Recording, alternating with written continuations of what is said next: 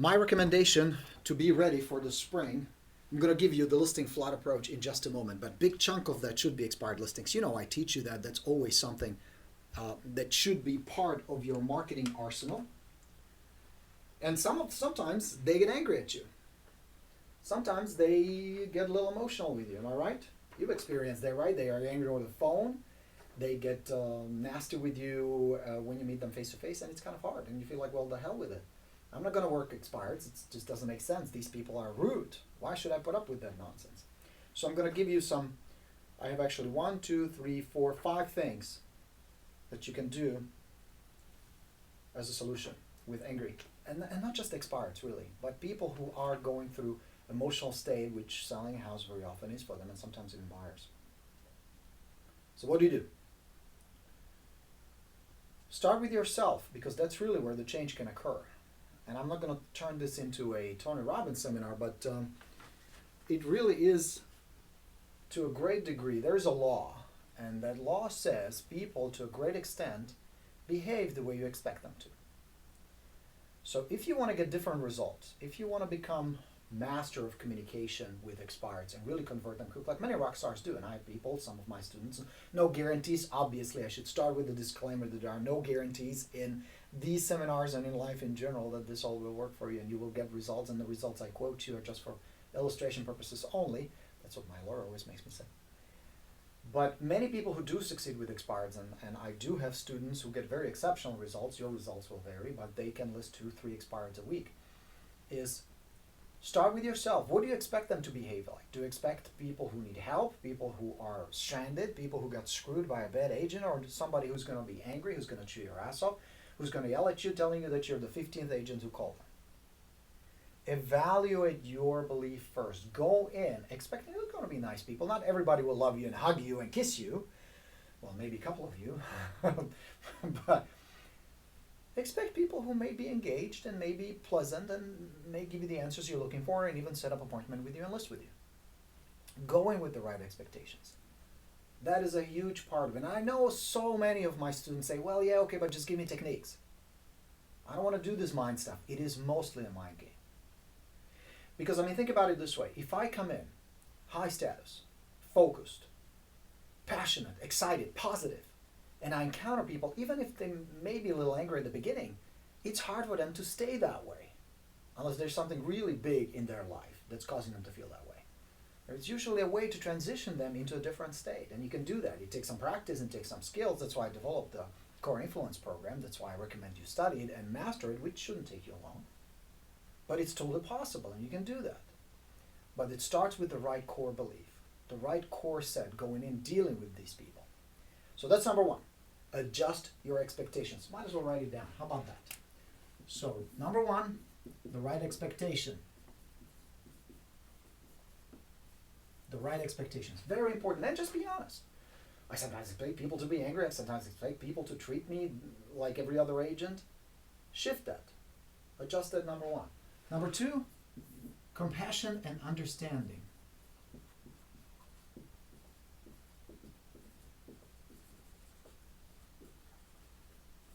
Compassion and understanding. Put yourself in their shoes. I mean, think about it. For most people, selling houses is not something they know really well, how it goes, what happens, what are the steps. That's why they hire in the first place, or that's why they hire an agent in the first place. They have their hopes up, they have their expectations up, they're excited, their plans are in place. They have these dreams to either downsize, upsize, live near the water, do whatever they want to do. And then boom, the whole thing goes up in smoke. Not only that, the property doesn't sell, but it's quiet. They don't hear from their agent. You're going to hear that a lot, or you have heard that a lot. And all of a sudden the floodgate opens. Bunch of people calling, usually using old, stale, pushy scripts written in 1987 by God knows who. And all the agents say the same thing. They all try to do the same thing, all list with me, even though they're a perfect stranger to them. So of course these people defend. Of course they're angry. Of course they're taken aback. Wouldn't you be? So going in with compassion and understanding will help you kind of tune in what they're really experiencing. And it's a real to them. You and I know how this business works. You understand the words. You understand the process. And I know you're going in willing to help. I know more than just a commission, which is important. That's cool. That's how you make money. But you want to be helpful. You want to do a good job for them. But to get through them sometimes does take compassion and understanding. You have to understand where they're coming from. And once you do, it's easier to help. The third thing is, we had this snowstorm. Last night, we got about, 3 or 4 inches of snow. And DC got shut down for a little while because God knows 3 inches of snow is a major calamity. Anyway, we have these guys who come through the neighborhood. I live in a place called Lake Barcroft, just outside of DC. And these guys come with shovels to clear your driveway. What's interesting is this. The first one shows up around 7. The last one shows up at noon. Who do you think gets the most jobs? Think about it. The one that shows up early. Early bird does get the worm. So, to avoid pissing people off and to have more pleasant conversations, you cannot be the agent number 20. By then, of course they're going to be angry. Of course they're going to be emotional. So here's the third thing you got to do. Call early. Be one of the first ones, if not the first one to call. Because if you're going to piss them off, and some will be pissed off no matter what, if you're going to get them angry, might as well be one of the first ones, because then you have the best chance to transition them. And there's a process for it that I teach you in Core Influence. There's a technique you're going to deploy. It's a 3-step process. But it's much easier when you call early. Because just like the guys shoveling snow, trying to make money shoveling snow, and if you show up at noon, it's too late. Either the homeowner did it, and most of them did it themselves, or hired the guy that was there the first. That was there first early in the morning. So that's number 3. Call early. I mean, if you call by 9 a.m., 10 a.m., it's way too late. It's too late. The more aggressive, more eager, more passionate, and more ambitious agents, already done. Okay? Number 4, show up early. Show up early. No matter what they say on the phone. It took me a very long time, and I'm embarrassed to admit how long. I'm not even going to guess how long, but way too long to understand this dynamic. And it goes back to compassion and understanding. I would have an expired listing. They would get a little emotional. Don't call me, don't bother me, we're not going to list. We're definitely staying where we are, or we're going to definitely relist with the same agent. Go away. I would buy into their story. 2, 3, 4 weeks later, competitors sign, not the same agent, lists the property. I do the same mistake again, and then again, and then again. Always buying into their story, always buying into their emotion. So what happens is this. When an expired, let me switch colors. We're going full color on you, full multimedia for your viewing pleasure. So here's what happens. The expired is down here emotionally. This is the emotional scale. Here is super happy, and here is being super angry, despair, grumpy. Can you guys see it? Okay, we're in a shot. And they're somewhere here, towards the lower scale, right? Me, Mr. Amateur at the beginning, come in, and I start here. First, I'm pretty happy, passionate, excited. Hey, you can move, I can help you. I like what I'm doing, I'm good at what I do. I help people just like you. But I'm grumble. Well, no, but I understand it's kind of disappointing, but maybe we can blah, blah, blah, blah, blah, blah. After a few minutes of conversation and interaction, they drag me down to their state, where I start resenting them. I start getting pissed off. I buy into their drama, and of course, lose a chance to get the listing. Better approach is I pull them up.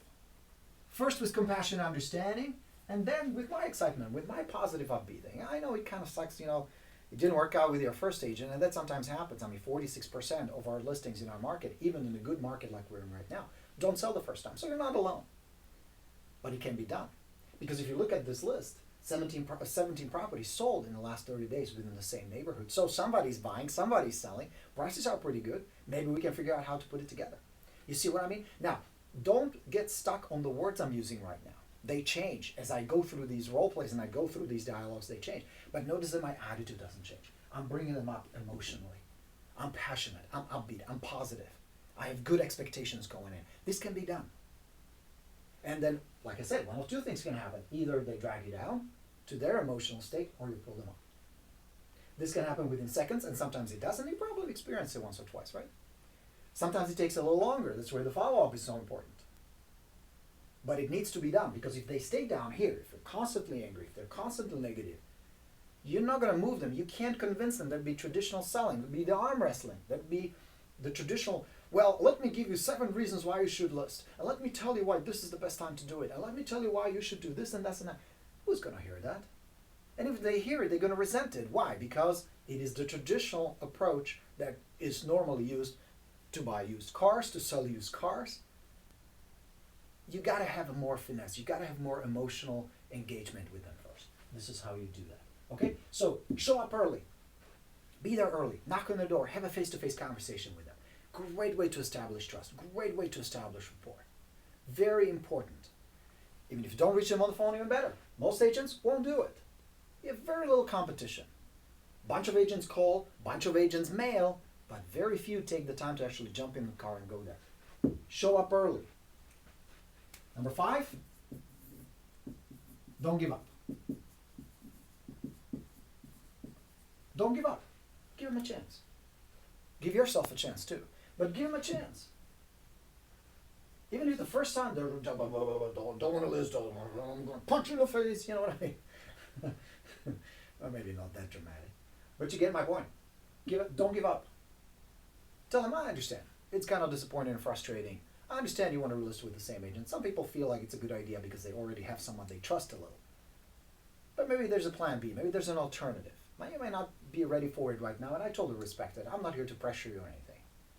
Why don't we touch base in a few weeks, see how things are. Get their permission, get their email, get their phone number, whatever else you need. Keep in touch with them. You will be surprised how many suddenly go from this emotional state to this emotional state. Just by being a decent human being who comes in with compassion and understanding. Now let me give you another one. Using different dialogues. Here is the Borino rule. This is one of those that I absolutely want to make sure you get. You cannot expect to be treated just like every other agent unless you sound like every other agent. In other words, you must sound different if you want to be treated differently. You must sound different. Don't expect to be treated differently if you sound like everybody else. Okay? So use different dialogues. Everybody's talking about the market. Everybody's talking about how they're number one. Everybody's talking about they have buyers. Everybody's talking about they can sell their house. Deaf ears of the seller. Because it's logical reasoning. You need to bypass the guardian of their emotion first, which is their crocodile brain, then croc brain, lizard brain. This is neurobiology. This is not selling. I don't teach you selling. You know, I'm not a very good salesman. But I'm excellent in human psychology, and this is human psychology. So how do you bypass the guardian? If you offer something fresh, something different, something that's not threatening, something that has no force in it, something that has pull and intrigue and understanding and emotional connection. And this applies to any conversation you have, whether it's prospecting, whether it's follow-up, whether it's receiving inbound calls, whether it's setting up appointments, it's always the same. That's the magic. You must use fresh, different dialogue based on compassion and understanding. Now, of course, you're still high status agent. Of course, you're still in control. You're still passionate and you're still confident. Very important. It's one of the most important qualities. But you don't have an agenda going in. You want the listing. You don't need it. You're not needy, desperate, low status agent, which is most agents come across as. You may not feel that. You may genuinely want to help. It's in your heart, and I get that. There's that fire in your heart that pushes you to do a good job for people and be a good agent, be recognized for the work you want to do, and of course get paid for it. But in spite of good intentions, many times, many agents do come across as needy and nervous and desperate. And especially with expired listings, that's very dangerous, because if 15 agents call them and they all sound the same, then phones get slammed and it's done. It's game over, and to recover from that is very difficult. So use different dialogues. You guys are my students, Expired Plus students. Just use those dialogues. Don't mess with them. Don't touch them. Don't change them. Leave them alone. One of my good clients and a friend now, excellent, successful agent, Mr. Mike, who's going to do 1.2 million this year, did about $1 million last year, says the less you mess with it, the better it works. Everything I give you is tested, fine-tuned, refined. So just use it. All right?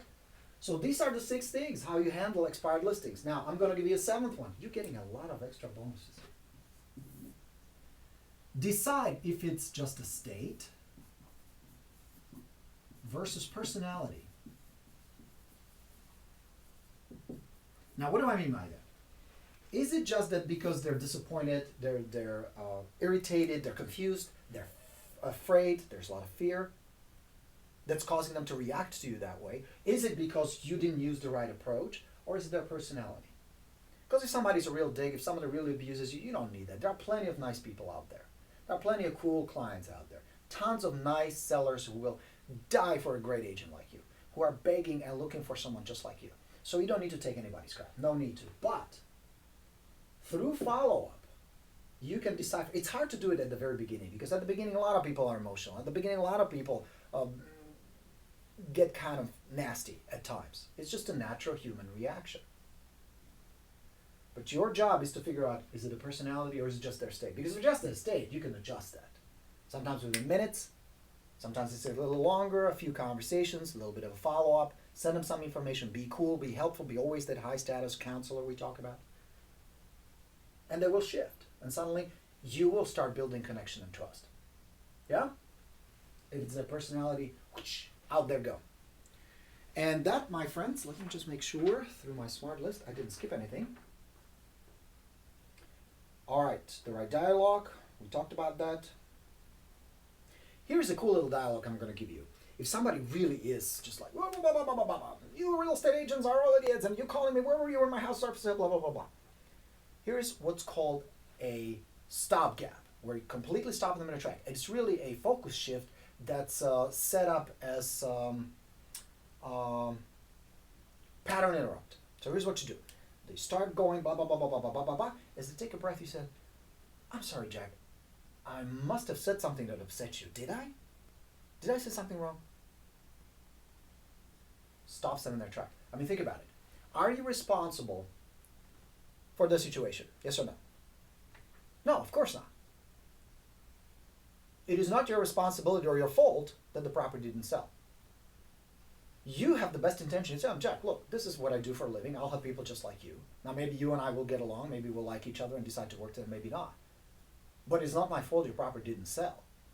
That was the responsibility of your agent. I'm just here to try to help. Now, yes, I get paid for what I do. This is what I do for a living. I talk to people like you, help sellers just like you every day. But to take it out on me is not really fair, is it? So let me ask you a few questions. Where did you guys want to go? And you just go into the dialogue. Pattern interrupt. Strong pattern interrupt. Stopgap it. And be genuine about it. That's the trick to it, though. You cannot fake this. It's not going to be just a fake, just a memorized script. But if you stopgap it the right way, you just hit them with, did I say something wrong? Something that upsets you? Because I didn't mean to. And just be quiet. Let them think about it, because what their brain suddenly will realize that it really is not your fault. It is not your fault that 20 other agents called them. It is not your fault that the property didn't sell. It is not your fault they were probably a little greedy and overpriced the listing in the first place. But my high status says, I'm just trying to help. And I like what I do. I enjoy talking to people. Hopefully you can become one of my clients. Let's see if you qualify. Let's see if you and I will work together. Let's see if we like each other. Let's see if we trust each other enough to do business together. Because I have found one thing. If somebody has a dream to live somewhere else, if somebody has a desire to be somewhere else for whatever reason, there may be something unpleasant or painful about this home or the neighborhood, or there may be something really cool and fantastic about a place where you want to live. But it just doesn't go away. So here's another piece of dialogue that I will offer you. I understand how you feel, and you have the right to be angry, and you can even take it out on me if you feel like that's appropriate. But I just don't think it's fair that just because another agent didn't do his job, you have to give up on your dream. Did you get that? It is not fair you have to give up on your dream just because your agent didn't do his or her job, what you hired them for. I don't think it's fair. Very powerful communication. Now, again, it has to come from a heart. This is not just a dialogue. Now you have to practice it. You have to get comfortable with it. You have to internalize it. But once you do, it will stop them in their track. It will completely start shifting, because now the focus on what? Their dream. And most sellers don't want to give that up just like that. just because things didn't work out. Then you start offering solutions. You don't start with the solutions until this is handled first, emotionally. You bring them up again. Good? Helpful? Are you guys enjoying it? All right. Good, good, good. Hopefully you'll put this to work. All right, my friends. If you are on the phone, thank you very much for being here. We are live, and if you have any questions, just hit *6 on your phone. It's going to pop on my screen. I do want to chat with you. I do want to answer your questions, role play with you, and give you some more ideas of how to get a bunch of leads, a bunch of listings. If you guys are watching this on the replay, the number is 805-399-1200. I'm going to wipe out the board. Are you guys taking notes? Because this is good stuff. A lot of people pay me a lot of money to teach them this stuff.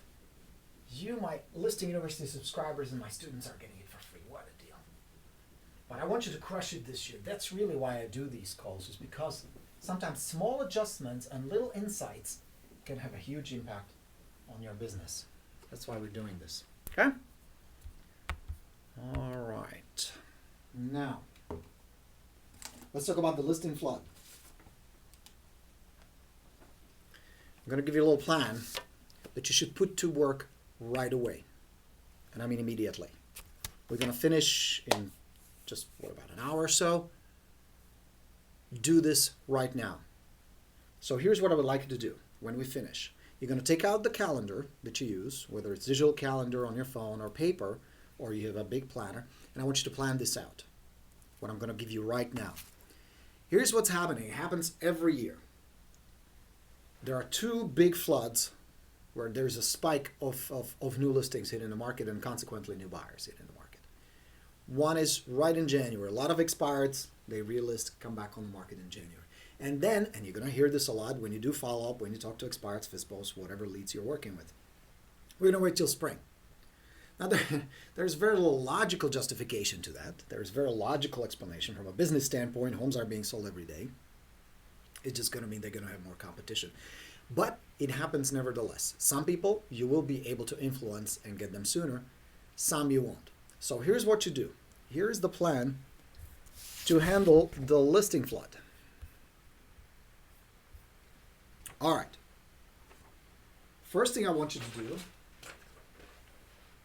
is go through your contact management and call every lead. Every seller lead you have in your contact management system. Make sure you can see the board. Hang on a second. Here you go.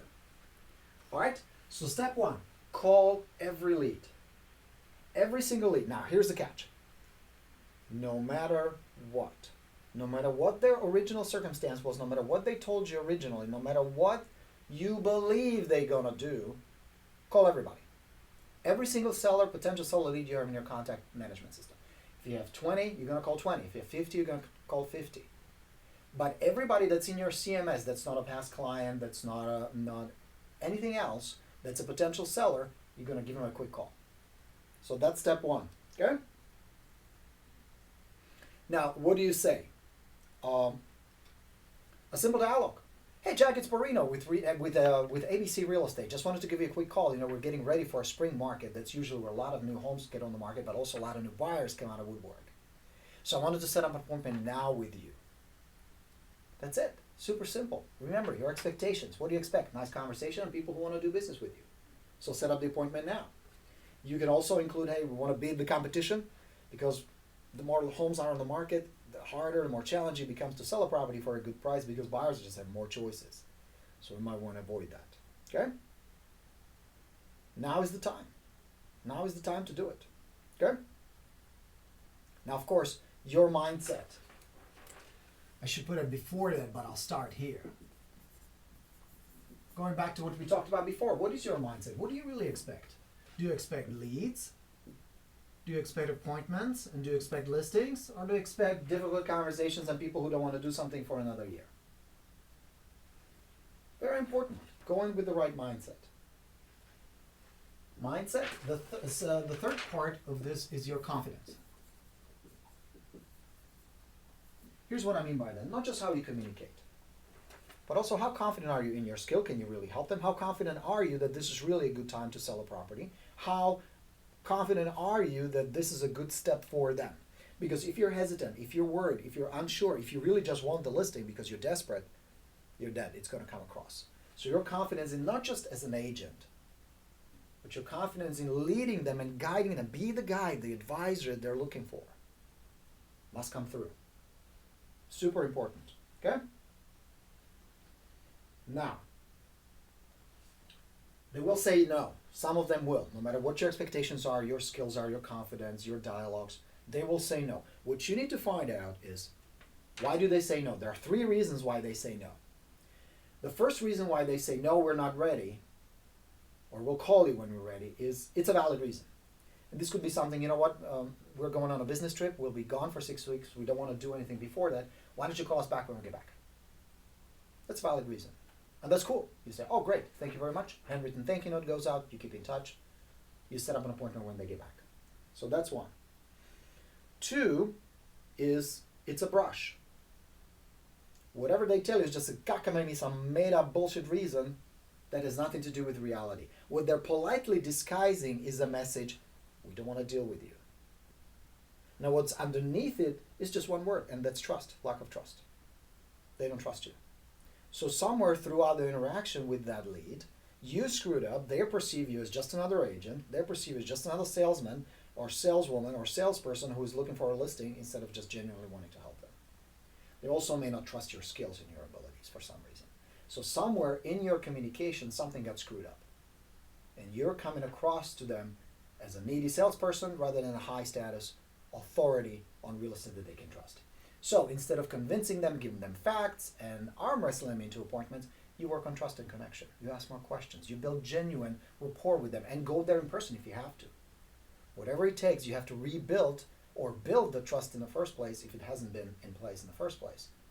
Then you can continue. Okay? And the third reason is no CDE. They have no core driving emotion. Their desire to move is just not that great. So to deal with real estate, to deal with agents, to deal with listing property is low on their priority. Your job, again, as an expert communicator and a guide, needs to decipher what it is, and the best way to do that, you ask them. One of the best questions you can ask is, well, Mary, let me ask you.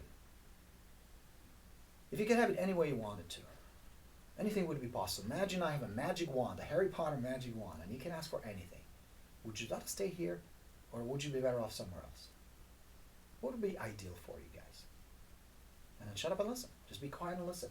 And what you're paying attention is not just the words, but the emotion behind it. Because if they get excited, if they get passionate, if they start dreaming about their new home and telling you how fun it would be to be close to their family in Florida and play golf and have Thanksgiving, you know we're on the right track. There is core driving emotion. But if they say, either way, I mean, we're okay here. It's not a bad neighborhood. We lived there for 20 years. We might as well stay here. They may be a smokescreen just to push you off, but often it just means they're not motivated. There's just no core driving emotion. And that way you're wasting time. Okay? So decipher what it is. There are 2 solutions if they try to postpone the decision, because many times, and you can incorporate in the dialogue, it says, you know what, I know this is unpleasant, and I know it's just so easy to push off that big decision, but don't you think that there comes the day, there comes a point, we just have to kind of buckle up and do it? Because it's not going to be any easier in the spring, it's not going to be easier in the summer. And you're giving up what? The quality of life, the safety, whatever the core driving emotion is. The joy of being with the family, enjoying the lovely home down in Florida. We don't know how much longer we have. Is it really worth it? And pay attention, again, how they react and how they respond to it. So, 2 strategies there is, well, why don't we do this, Mary? Why don't we list the property now and we'll worry about the price after you guys are done with the repairs and done with the things you wanted to do. Then we'll get back together, but this way, at least we get the paperwork out of the way. Come to my office tomorrow. We'll discuss everything. This way, you don't feel rushed. You don't feel pressured. We'll take the right steps in the right order so that we maximize not only how much cash you're going to put in your pocket, but you can be with your family in Florida just as you planned. Use that. Let's get the paperwork out of the way. List now, price, and details later. This way you're going to lock them in. It's going to accomplish another thing. Psychologically, of course, they commit to you, but they set in motion the process of making a decision, taking the next step, taking the next step. Now they have a deadline. They have to get the repairs done, clean up, whatever needs to be done. That's option number 1. List now, price, and the rest later.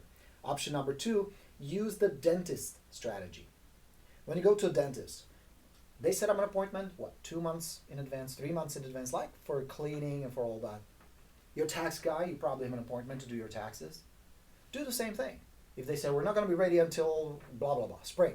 Fantastic. Let me get my calendar. It's getting busy right now. So why don't we set up an appointment right now? I'm open March 17th at 4:45 p.m. Come to my office. I'll, of course, remind you. And there's no obligation or anything, but it would be nice to have a deadline. This would help you as well to make sure we stay on track. Easy.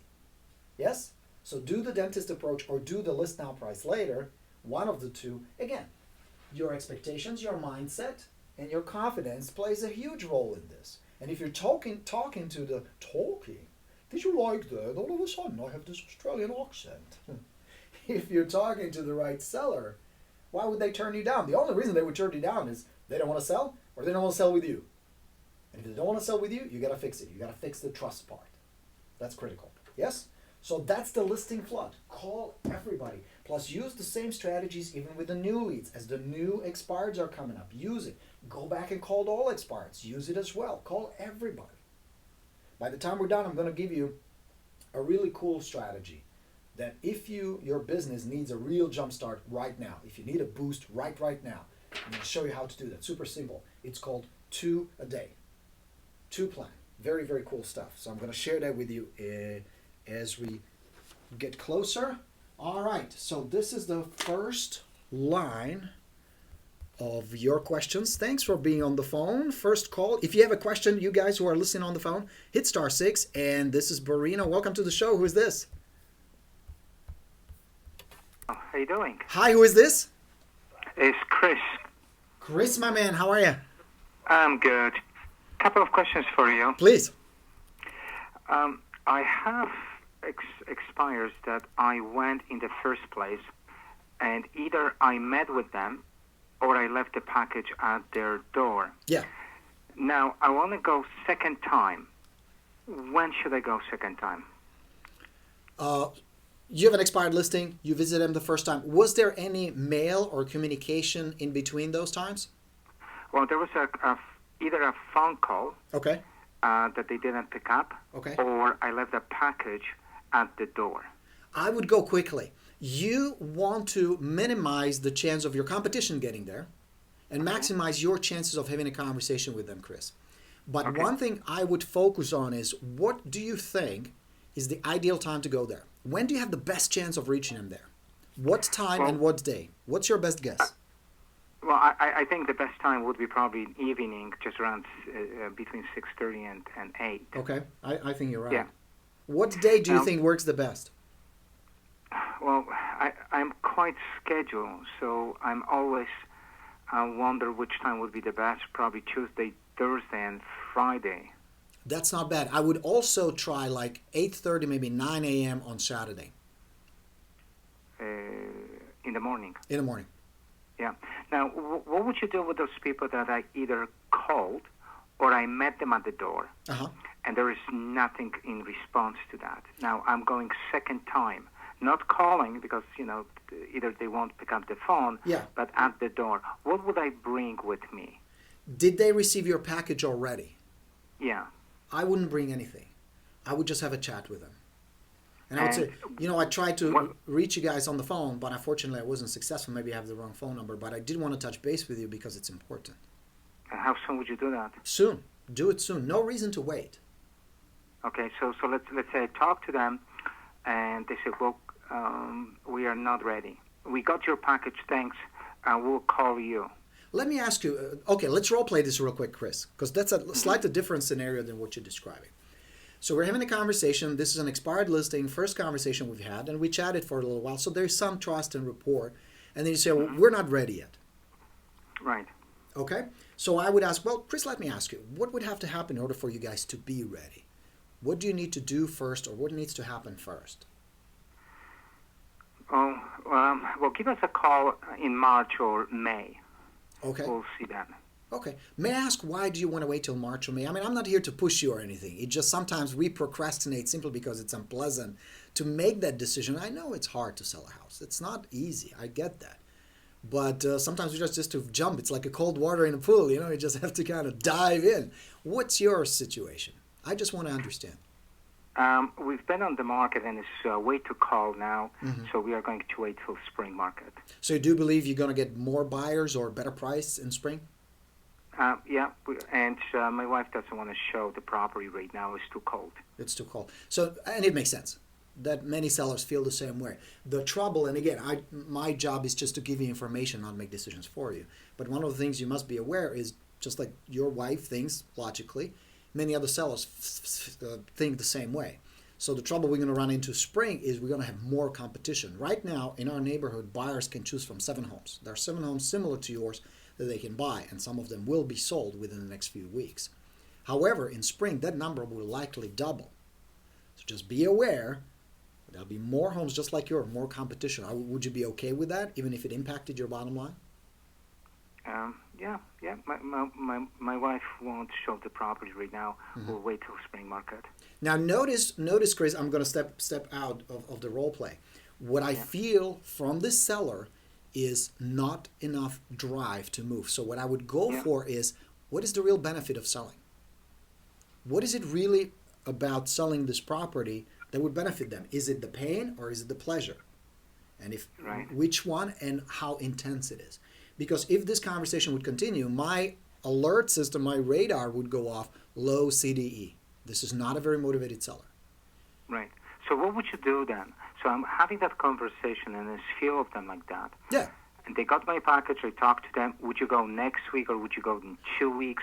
Here's what I would. Yeah, I would go in a couple of weeks. And I say I enjoyed our conversation. Just wanted to touch base with you to make sure nothing's changed. Didn't want to drop ball on you guys, because I know many expired listings complain that their previous agent wasn't in touch. So I don't want to make the same mistake. Wanted to touch base with you real quick. Has anything changed? Would you still move, do this, and integrate core driving emotion? If you don't know what it is, find out what it is. Okay. Now, great. If you have let's say that, because I'm calling a lot, would you leave a message as well after my second or third conversation with them, and a couple of weeks later, would you go directly or leave the message? Leave a message. And leave a message. The trick to the message, Chris, is leave something of value in that message. And it can be something as simple. That property we talked last on Oak Street, around the corner from you guys, is under contract. It was listed for $697. Just wanted to give you a heads up. Drop me a note, send me an email, or give me a quick call, and I'll send you more information on the house, because it's good to know what's going on in the neighborhood. Now, I have another scenario that I'm struggling at. When I'm talking to sellers, and they will tell me we are not selling. Okay. Right? And I will ask them, well, Borino, are you considering of listing your property back in the next 30, 60, or 90 days? Oh, no, Chris, we are not selling. Then I have a line, you're not selling at all this year or just now? And they say, well, we are not selling at all. Okay. Here is what I would ask, Chris. And it's a good dialogue. But I'm afraid that many times we're not selling simply means we don't want to deal with this right now. We don't want to deal with you or the situation in general. So I would step back and I would say, well, Chris, hypothetical, let me just ask. And again, I'm not here to push you into anything. If you guys are really happy where you are, nothing we can do about it. It's cool. And some people feel just like you do. But here's what I found. Many people change their mind. Many people realize that just because the home didn't sell the first time, the dream is still alive. What was your original dream? Where did you guys want to go? What am I changing? Their state, their emotions. I'm shifting their focus on something that they wanted. And then I would tie it in with this, Chris. I would have the conversation, really have them open up, really probe what is it they're trying to do. And I would follow up with, well, Chris, let me ask you, hypothetically. A guy walks in tomorrow with a suitcase full of cash. They walk into your house and they fall in love with it, just like you guys did the first time you saw it. He wants to buy it. He's ready to go. What would you do? If the price is right, I will sell it. Excellent. Well, let's make it a reality. Let's meet in my office tomorrow and go over everything. And we'll see what the best price would be, and then you guys decide. Maybe staying here is really a better option for you. I don't know. I can't make that decision for you. But maybe there is a way to make it happen. Now you're mentioning meet in the office. Yeah. 99.9%, I'm meeting with the client at the home, not in the office. The first meeting is fine. The initial meeting to preview the property, it's all good. But for the listing appointment, you should never go back to the house, ever. You ask them to come. I never done that. Yeah, I always go to them. Yes, and that's what most agents do. And that's why most agents are perceived just like that, like most agents. You're not most agents, especially you, Chris. You're very ambitious and you're handsome and you have the passion and the drive and you're intelligent. You gotta use a different approach. Appreciate it. You know what I mean? Let's say that they are still brushing me off and asking me to wait. Would you drop by, like go and knock at the door? Not necessarily. Maybe a week later? If I feel like their fire is not there, I probably just would rely on the mail and the phone calls. Unless I feel, here's the reason I would go back in person. If I feel like I just didn't click with them. They will do something. I have a feeling they're going to relist, and they're going to relist with a good agent, somebody who has a strong follow-up, good, high status, passionate, connected person. And I'm not there yet. So if I need to fix that, then I would stop by. And I would use maybe one of the tools you have, like maybe the needle in a haystack, and use it as a little tongue-in-cheek. It's cool. Or bring a little market report, say, hey, I was in the neighborhood, wanted to drop this off and say hello. Right. But I would also ask, you know, Chris, I'll be perfectly honest with you. I've been doing this for many years. There are clients with whom I click right away, which is kind of, you ever had people in your life where you just click immediately? It feels like you've known each other for years. But there are some people where we feel like something is in the way, like they may not feel comfortable or they suspect that I'm trying to push them into something. What's the case here? How do you feel? Okay, just ask him. Yeah. Now, it does take balls, I'll give you that. This is not exactly a simple beginner dialogue. It takes a little practice and a little internal confidence. Right. But it opens up, because here's the thing. If you set up circumstances where the truth can be told, where they feel safe because they know you don't have an agenda, you're simply there to help, they'll tell you the truth. And the truth may be, in some of these cases, they don't want to move. It's possible that the plans have changed, they changed their mind, or the reality of moving set in. And I've had this happen with some sellers, especially older people who get really attached to the house, where it comes to sign the contract, accepting the offer, so much fear kicks in, and the reality of abandoning and letting go kicks in, and they can't get over it. So that's also a possibility. Yeah. You know what I mean? You must decipher what it is. And if you're not clear, don't assume. Be careful with assumptions. They will lead you astray. They're dangerous. Be clear and just ask them. Don't be afraid to ask these questions. Because the cool thing is, Chris, if you ask them the way I teach you guys to ask them, no other agent goes even near this kind of communication. Suddenly you don't need to sell them on being different. Suddenly you are different. Suddenly they feel it completely, the connection with you. They feel the trust. They feel the ability to be open and honest with you. Mm-hmm. Make sense? Now, yeah.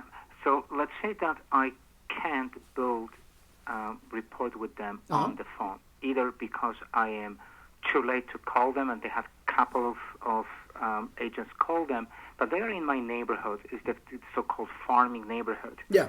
And they want to brush me off on the phone, right? And I don't have that pleasure of asking the questions, or they want to be very short and they're cutting me off. In that scenario, would you go and drop by their house? Sometimes. And this is as much a question about your schedule. How much time do you have? It is a question of your instinct. Do I really feel like I could connect with these people and help them? Do I feel like they're going to do something? There is no set formula I can give you. If X, then do Y. Mm-hmm. But I can tell you one thing. It is dangerous to just run off and get more expireds, because many of these people will do something. Now, they will require some nurturing. They will require some repetition. They will require follow-up. They will require some guidance, and they will require some helpful tips and, all that stuff we talk about during our follow-up sessions. Right. But just be careful. Don't abandon them too soon. What I think what I'm going to do, I'm going to send you my schedule and just ask you to take a look, because I like to be scheduled. Sure. If I'm in the schedule, I will do it. That's outstanding. If it's not in my schedule, I won't. Now, here's how I would do it, Chris. I would line up a couple of new expireds. I would line up a couple of old expireds, maybe a FISBO, maybe 2 or 3 new properties you're going to preview, maybe a lunch with somebody from your sphere of influence, and drive it all at the same time. Right, yeah. Instead of going back and forth, this will help you stay organized, and it will also set a certain pace for your day. Yeah. So you just connect the dots. I have a couple expireds here, then I have 2 new expireds there, then I have sphere of influence meeting here, and then we're going to preview this fizzball. And you do it all in one shot.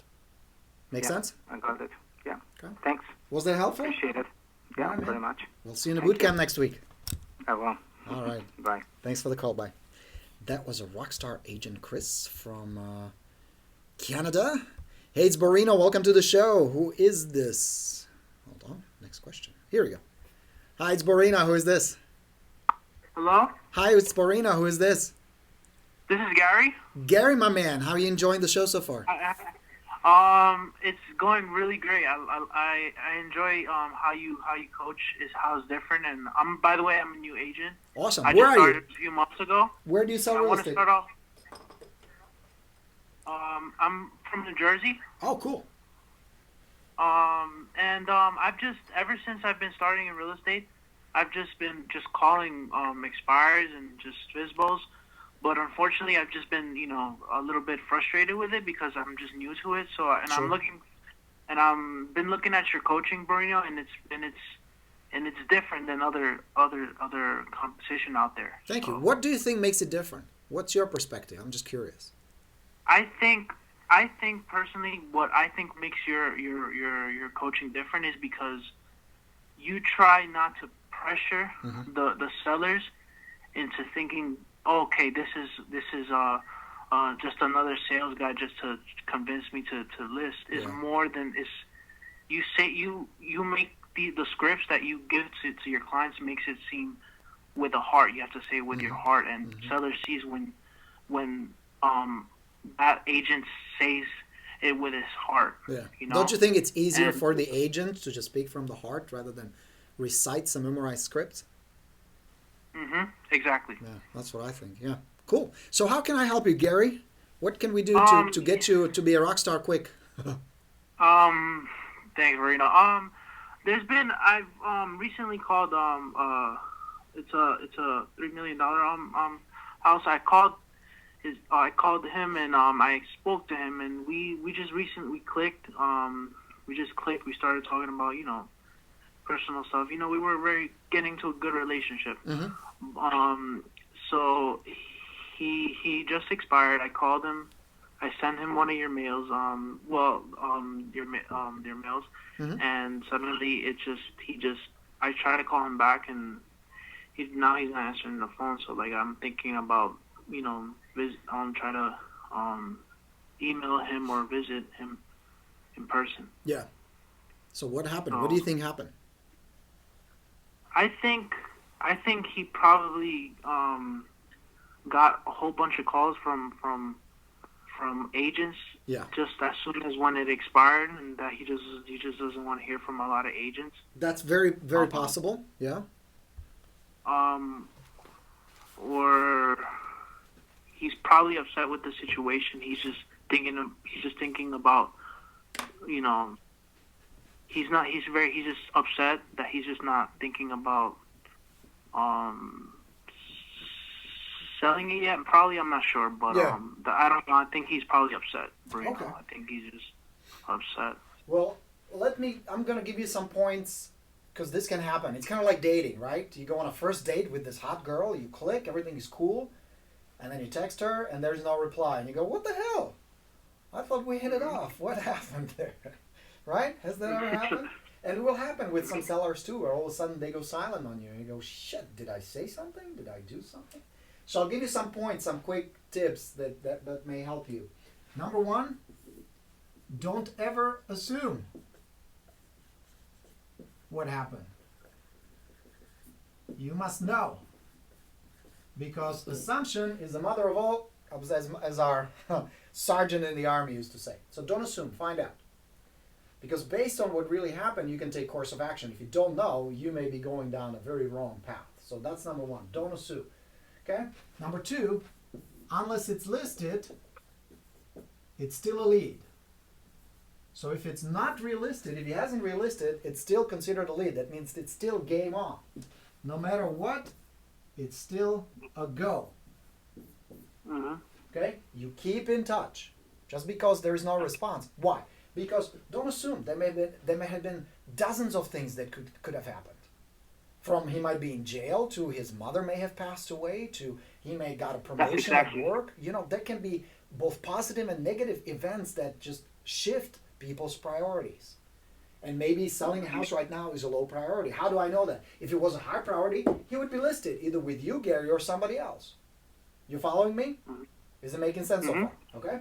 So, number 3, keep in touch. Okay. Keep in touch. Very important. Okay. Keep in touch. Keep following up. Now, here's what you don't do. Look around. What turns people off? And you already said that. That was I kind of asked you that question already. Being pushy, having an agenda, meaning I just want the listing. I don't really give a shit about you, Mr. Seller. I just need my commission. Single side approach. What do I mean by that? Single side approach means this is what I want. I want the listing. I want the appointment. I want. Nobody gives a shit. People don't care. People really don't care. I know it's kind of a beat up phrase, but they really don't care unless they feel that you do care about them. So, most people pushy, agenda, single side approach. You have to take the flip. Be helpful, be cool, be interesting, be engaging. So every part of your communication with that seller, any lead, must be helpful, cool, engaging. What are the things you enjoy? Something that's helpful, something that will help your business. Why do you guys like my videos and these workshops and the materials I send you? Because they help you. I don't promote my stuff. Yeah, I tell you about my products, obviously. That's how I make a living. They're good, they help you. But at the end, I'm cool with you, I'm helpful with you, I give you my knowledge and my tools and my time and my resources. You got to do the same thing. So your follow-up, your sequence, and whether it's emails, mail, calls, visits, it has to be about the seller. Okay? So keep in touch. Okay. Number 4, get more. Just get more, Gary. Because this guy, you may never hear from. He may never call you back. He may be dead. But if you're going to waste a lot of time and attention just on one lead, there may be a bunch of others that you're missing. Big mistake. Wow. Get more. Part of your day and part of your business must be focused on getting more. And then number 5, figure out what can you do better next time in your communication, in your mindset, in your approach. What can you fix? And what did you do right? Absolutely. Because it's so easy, and I'm just as guilty. We beat ourselves up a lot, especially if you lose a listing. Yeah. Or if somebody doesn't call you back, you're like, oh shit, I screwed up. I shouldn't have said that. I shouldn't have done that. We all do that. Exactly. Right? Am Exactly. I right? Yeah, we all do that. So, yes, there may be things you need to fix, especially at the beginning. I mean, you're launching a new business. You got to work on your communication. You got to work on your marketing. There are a whole bunch of things you got to master. But I assure you, Gary, there are already some things you're doing right. Do more of those. Like connecting with this guy in the first place, and that's a pretty nice high-end listing. That takes some balls and some skill. You did that right. If we could analyze the process and your dialogues and your communication and connection with this guy. So not just beat yourself up. Yes, there will be things you need to improve. Work on those. Practice the right things. But what you do right, do more of those. Was that helpful? And yes, and one more thing, one more situation that I would like to share. Yeah. I was calling an expired, right, and I spoke with her, and I ended up trying to see the house. I ended up saying, I'm not trying to pressure you. I'm just trying to help you. And we ended up going, and it was on a Monday. I think 4 weeks ago. I'm not sure. It was on Monday. It was a snowstorm. It was just this exact snowstorm. Yeah. And I was so confident I was gonna get the listing because to show the seller that I really mean that I care a lot, And I ended up going to her house, and the seller started telling me, "Wow, I never expected you to come at 6 o'clock to see me. I thought you were not gonna come." And I was like, I did. I went, and she ended up, she was just a little bit upset when I spoke with her. She was telling me, I don't want to sell. I want to sell it by myself, you know, and I told her, I'm just trying to help you, you know, and it ended up happening was, she just got a little upset. She just didn't want to sign, and she just left. And I was the worst feeling that I felt after I left. I was just in my car. I was just. So what do you think really happened, Gary? That's an interesting point. So first she was excited, then she was pleasantly surprised what kind of go-getter you are, and all of a sudden she didn't want to sell. She didn't want to do anything with you. What do you think happened? Well, here's what I've been thinking, because I always think about the worst possible things that I've done. Okay. Now that I'm thinking, after looking at your coaching, I feel that one of the reasons that I never asked her where was she moving to next after she sold the home. That's one. I feel probably the thing that I did that day was not good, because it just showed that I was probably desperate to get the listing. Probably. Yeah. Probably that's the reason why. Because I thought differently. I said to myself, oh, hey, if I show that I'm very serious about selling the home, it shows my responsibility, you know? Yeah. But now I see to myself, okay, maybe it's because it shows that I'm desperate to get the listing. I don't care if this is a snowstorm. I just need to get that big check, you know, for selling this house, this $1 million house, and that's what I think that I did wrong. Yeah. I don't know. That's very possible. I would even call her back and ask her. You know, I'm not here to get your listing. It's all good. I'm relatively new in the business. I'm trying to improve the way I communicate and the way I deal with my clients or potential clients. Where did we go wrong? What can I do better next time? Why not find out? Call her. You never know. Make sense? Now, I'm going to give you one more thing, Gary. Check this out. This is called Core Influence. It's a new program I put recently together. It's a physical product where you get stuff in the mail from me. This, more than anything, will help you avoid these kind of situations where you will know from the beginning what to say, how to say it, how to be that high-status, confident advisor rather than a salesman, how to connect with more people, build trust very quickly. This is not selling. Just like you said, I'm not very good at selling, but I'm very good at psychology. This is loaded with psychology. So check out the website, see if, but out of all the tools and all the programs I have, I believe this one will make the biggest difference. Here's why. No matter what prospecting or marketing or advertising method you use, there comes a junction, there comes a point where you have to have a conversation with the seller. Either you meet them face to face like you did with this lady, or you do it over the phone. And no matter how fancy or elegant or powerful your marketing or advertising is, if that conversation goes sideways, you will never get an appointment. It's really that simple. So this will help you get more appointments, connect with more people, know what to say so you feel comfortable, you feel confident, and they feel better. Because they feel like, geez, suddenly somebody different, somebody we can trust, somebody we can confide in, somebody who can answer our questions, somebody who's not out there just to make a buck. You don't hide and pretend that you work for free, because you don't. But it's not an issue, because they pay you gladly if they feel like you're on their side, you want to help them, and you have their best interest on their heart. Make sense? So check it out. Check it out. The website is topconfidence.com. Topconfidence.com. The program is Core Influence. I'm really proud of it. I think it's one of the best things I ever put together to help you guys, especially in these kind of situations. Make sense?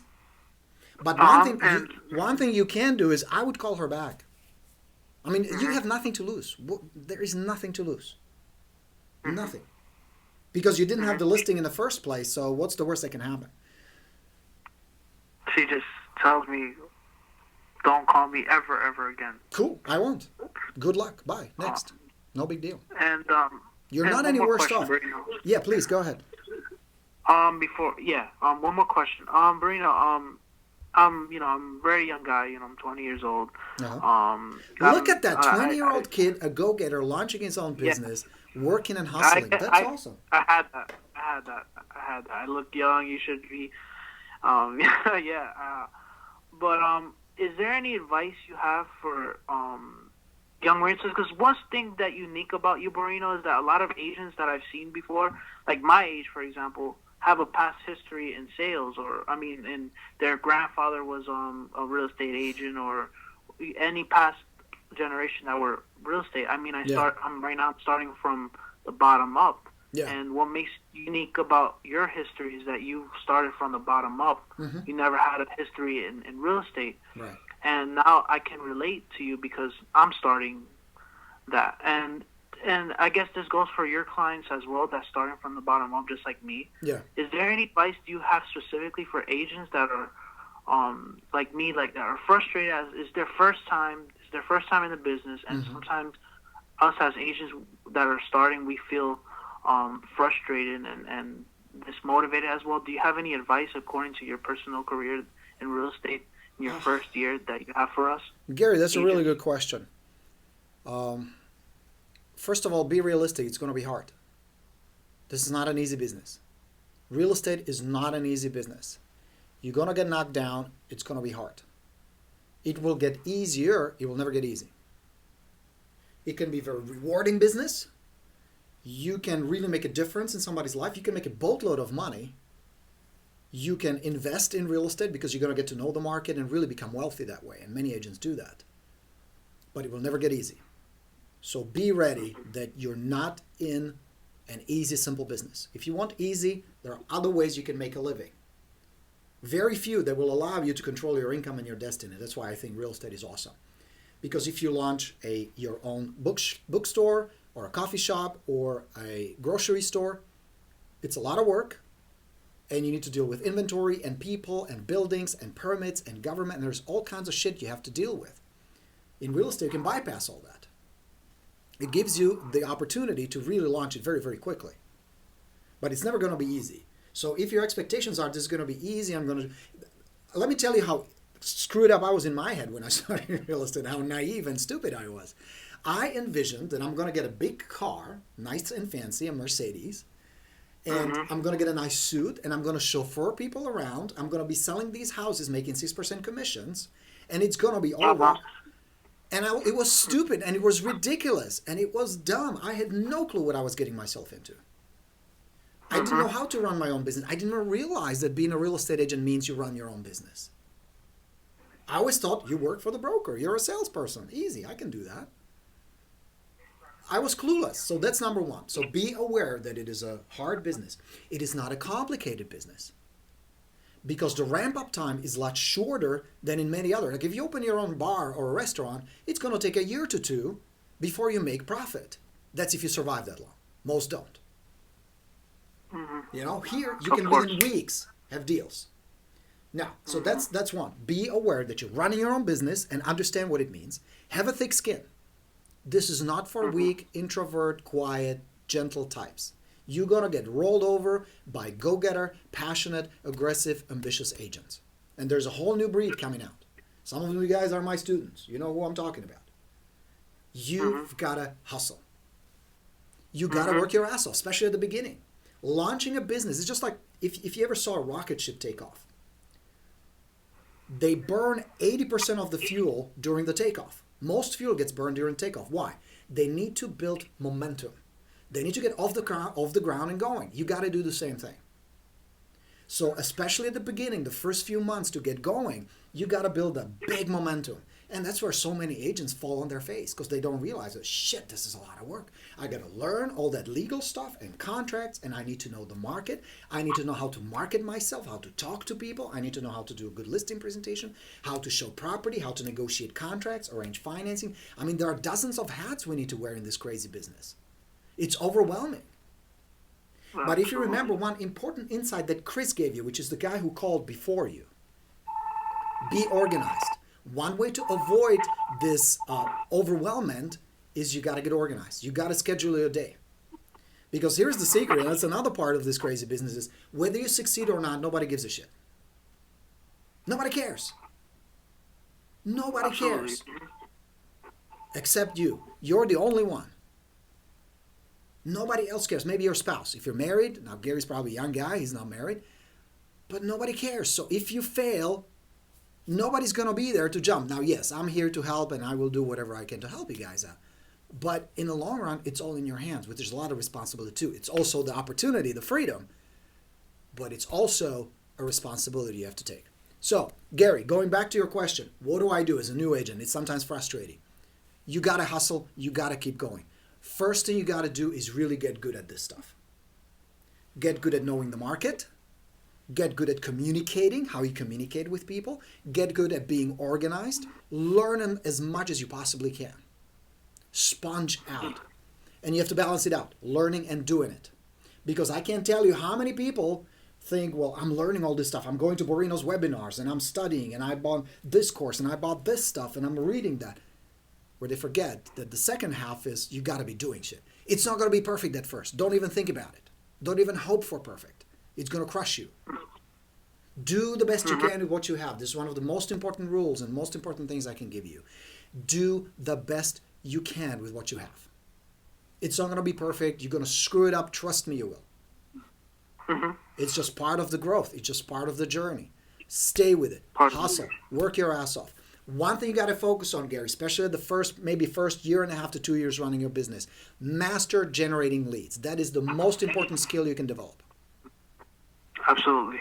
How to generate good leads. Now start with low-hanging fruit. FISBOs, expireds, sphere of influence, open houses. That's where I would start. Maybe Facebook.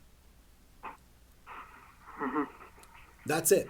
Master these. If you master just these 4, you not only will survive, you will thrive.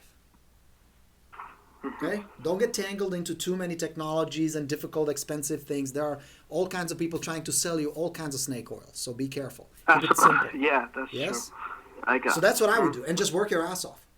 Be ready that the first few months getting this going is going to require weekends, long days, a lot of doors slammed in your face, a lot of falling on your face.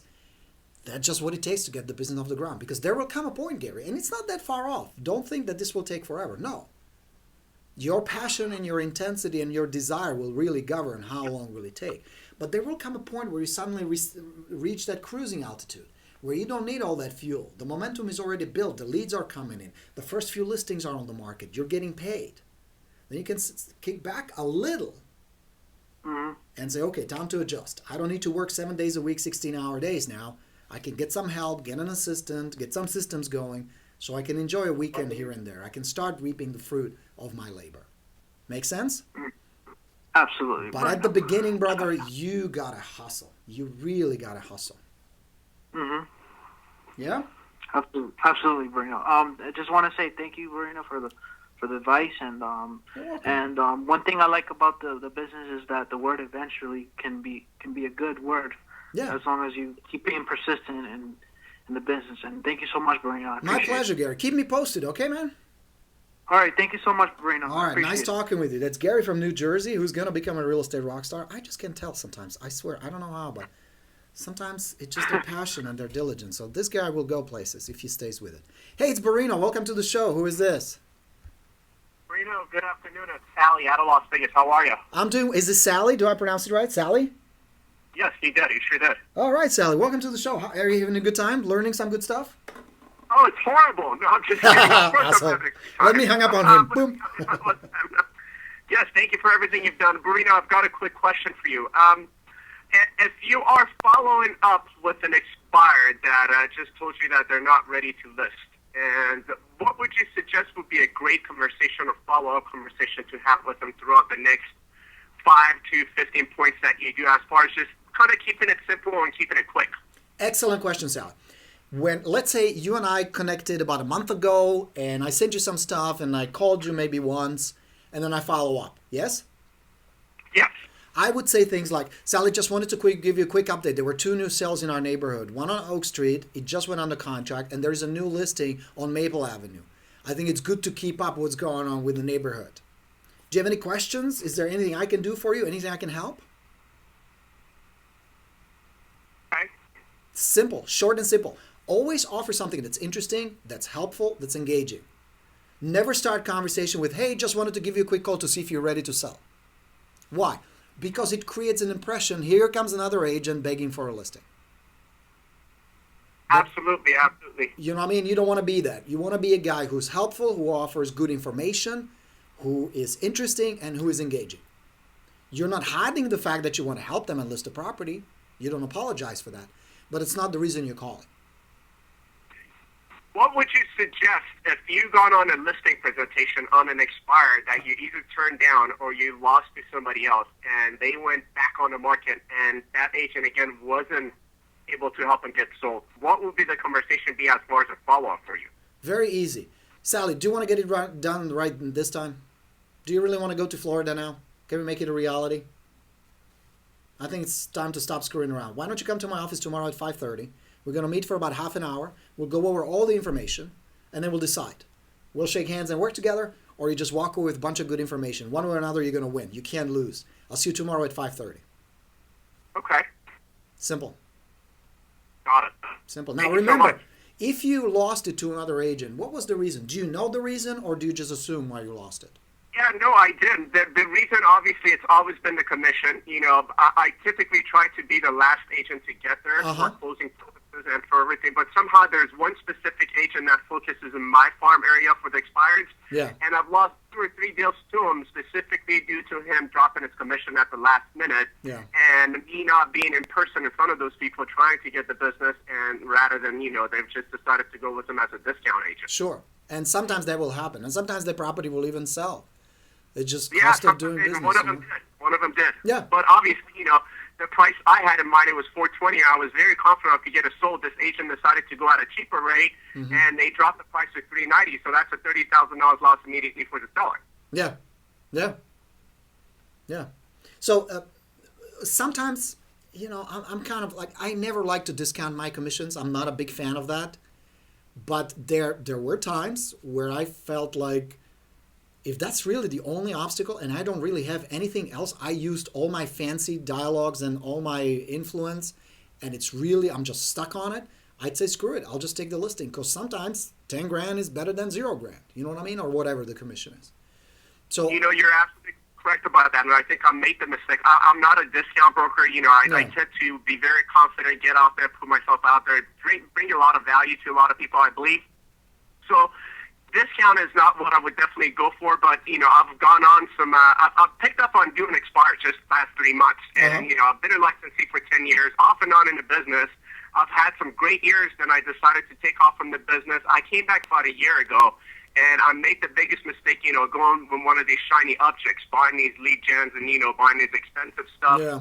Generating leads online from buyer point, seller point, but the conversion wasn't so great, so I stopped doing that. Yeah. And then I came back, realized that I really sucked at conversation with people. My scripts and dialogues were horrible. And even though I know the contracts, I'm good, but I feel like I'm a beginner, so I'm just barely starting back up, and I just got rid of all the systems that I had, everything that was shiny, everything that was generating leads, just gone back to the basics and trying to master what I need to do, which is expired, FISBO, clear influence, and a few other things, and be able to generate business and take it back up from over there.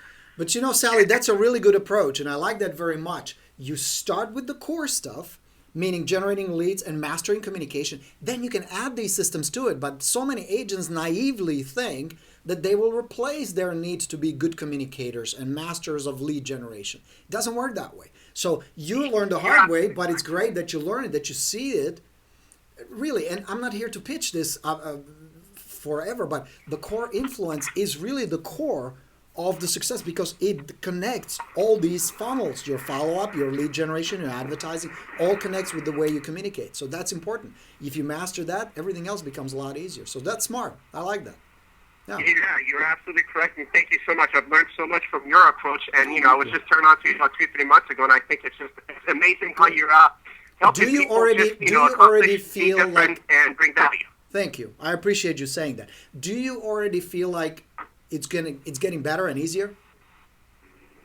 It is. You hit it right on the spot. Just like you said, it's not easy business. It's hard, and just like I said, I've been a licensee off and on for 10 years. Your first months, regardless, when you start off anything, it's going to be hard because there's going to be challenges or things that you got to learn. So learning is not easy, but it is becoming easier, yes, because, just like you said, you practice, and you're not going to be perfect the first time. You're going to have to, make yourself embarrassed, and you have to take a beating, and you learn. You're just going to have to get out there and make a fool out of yourself. Be foolish. Sometimes we do. I do too. Trust me, still, after 20 years. Sally, thank you so much for the call, man. Nice chatting with you. All right. And let's go to the next question. Hey, it's Borino. Who is this? Hello. Hello, this is Yvette. Hi, Yvette. It's Borino. How are you? I'm good. Question. Yes, ma'am. What is the best way to handle the actual timing of the appointment? I always hear that you want to be the last one to be interviewed. I find it a little bit of a challenge when I'm the first one to get on the phone to cold call expireds at 8 o'clock in the morning, and pretty much the first one to talk to them. Yet, scenario I was the first one to call, and they said, it was a canceled listing. They said, can you come over at 10 in the morning? I called at 8 in the morning. So they wanted me there at 10 in the morning. I said, sure. I got there at 10. Did my presentation. They loved it. Everything was great. They said, we're going to interview 2 more agents. This was a Monday. They interviewed me. On Tuesday, they interviewed 2 more agents. Tuesday night, I got a call from the seller saying, you're at the top of the list. We really like you. We have 1 more agent to interview, which will be on Thursday. It's a referral from my sister. Okay. He's from Keller Williams. I have to interview that realtor because it's a referral from my sister. We're going to take a break Wednesday and interview the last person on Thursday. I said, fine. I went ahead on Tuesday. I knew that they were interviewing 2 other agents. On Tuesday, I made sure that they had me at the top of their mind by sending them flowers, which she had said she was into a particular type of... Anyway, I sent her flowers, and she really liked that, got back to me, says, that was really a nice touch, blah, blah, blah. Thursday, they interviewed this agent, and I kept emailing them throughout the process saying, it's... Keep me in mind. I'm at a disadvantage because I was the first one you interviewed. It's known that the last person you interview is usually the one that gets the listing. Let me stop you. I'm about to write a word on the board. Can you see the board? Do you see the video too? Well, I'm a little behind on the board because I had to pause it. I know. The word I wrote on the board is needy. You went from being a cool agent, one of the first ones to call, you consider it, to being needy. The steps you took after you interviewed with the seller all indicated desperation to get the listing. The steps I took after, like sending him flowers? Sending flowers in the way you did all that. Keep me in mind. Please list with me. Needy. That's just it. I don't need the listing. I really wanted it. Notice what I said. You came across as needy. Not that you were needy. You were perceived by the seller's brain. This is not a logical process. The emotions that they experience and the decisions they make are not logical. If they made a logical decision, you would be their logical choice at the logical price. When you complete your presentation, at the end, the logical conclusion is, yes, we see the comps. Yes, we see your marketing plan. Logically, we'll sign with you. Why don't they make logical decisions? Because it's governed by emotions. The trigger is always an emotion. In your case, what do you think it was? Lack of trust. They didn't trust you enough. See, here's the secret. Sellers list with an agent who they like, trust, and respect the most. If you complete a listing presentation, the logical conclusion is to list the property. Why all of a sudden did they have a need to interview more agents? Why not just go with you? It's only for one of 2 reasons. Number 1, they didn't trust you. They didn't feel 100% trust towards you where they say, Yvette, you're our gal. We're going with you. Where do we sign? What do we do next? There was something that happened either before the appointment or during the appointment that triggered their fear and discomfort. Now, here's the tricky part. It was not logical, rational process where they would sit there in minute 17 go, oh, wait a second. She just said this. It happens subconsciously. It happens very quickly. It's a shortcut. It's a shorthand. And many times the sellers are not just aware of it. They're not aware of it even. Okay? It's a psychological process. You somewhere tripped their wire that triggered the defense reaction, which is we need to interview more agents. Yvette is not our agent. Now, I'm not beating you up. This is not to beat you No, up. no. This is to learn. But exactly. see, why would he? Okay, he calls me. Like I said, I think it was Tuesday or I don't know, Wednesday night, something like that. The day before that, we're going to interview the last agent just to let me know. We haven't made a decision. We told you we were going to make a decision on Wednesday. We're not. They didn't have to call me. Well, let me stop you. Why didn't they make a decision right after you finished? Right after I finished? Mm-hmm. Because I was the first one they were interviewing, and they wanted to interview more agents. Why? I don't know. I mean, they had it. Well, it was a canceled listing. Uh-huh. They hired the wrong agent the first time, so they canceled the listing. They wanted to be sure they weren't making the same mistake, so they lined up 3 agents right off the bat to meet with. Now, and remember I was the said one. there are a couple of reasons why they want to interview more agents. Number one is they don't trust you. And again, They don't know me. What's that? They don't know me. And that's the problem. That's the problem. They don't trust you. There's not enough trust. Or the second reason is they felt obligated to fulfill the appointments with the other agent, which is an easy solution. I'll give it to you right now. But here's the problem. You need to know what it is. So here's how you know what it is. First of all, you do the listing appointment, do the presentation. Do you use the Presentation Plus? Yes. Okay, fantastic. Did you follow it? I diverted. I didn't follow it, per se, but I kind of twisted it a little bit, which I know I shouldn't do, and that's probably part of the reason. That's the reason. Okay. Next time, just follow it. Just do it exactly the way it's outlined. It's easier that way. It works that way. When you come to the end, you ask them, is there anything else you wanted to ask before we proceed? And just be quiet and let them answer. Because it's either they don't trust you and you will hear things like, well, let us think about it. Let us sleep on it. Let us interview another agent. Or they say, yeah, where do we sign? What do we do? If they hesitate, you simply say, let's be honest with each other. We don't have to play games. I'm not here to play games with you guys. I'm not here to pressure you. I want you to be 100% comfortable with the decision you make. But if you feel like there's something missing, either we don't trust each other 100%, or you feel like I'm not 100% capable or qualified to get the property sold, just tell me, be honest. It's okay. I can handle it. I'm a big girl. It's okay. And let them, again, remember what I said earlier a bit. Set up conditions and circumstances where the truth can be told. They didn't tell you the truth. Allow them to tell you the truth. How do you do that? You're 100% honest with them. You're not attached to what they're about to tell you. See, if you're going in with an agenda where a certain truth you don't want to hear, they're not going to tell you. But if you're there saying, just let's be honest, if I list the properties tonight, fantastic, I'm excited. If I don't, no big deal, there are plenty more.